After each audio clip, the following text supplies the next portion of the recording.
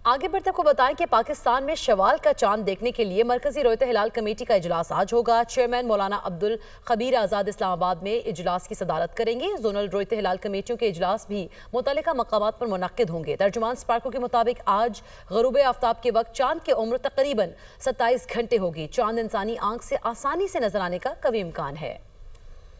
आगे बढ़ते को बताएं कि पाकिस्तान में शवाल का चांद देखने के लिए मरकजी रोयत हिलाल कमेटी का इजलास आज होगा। चेयरमैन मौलाना अब्दुल खबीर आज़ाद इस्लामाबाद में इजलास की सदारत करेंगे। जोनल रोयत हिलाल कमेटियों के इजलास भी मुतल्लिका मकामात पर मुनक्किद होंगे। तर्जुमान स्पार्को के मुताबिक आज गरूब आफ्ताब के वक्त चांद की उम्र तकरीबन 27 घंटे होगी। चांद इंसानी आंख से आसानी से नजर आने का कवी इम्कान है।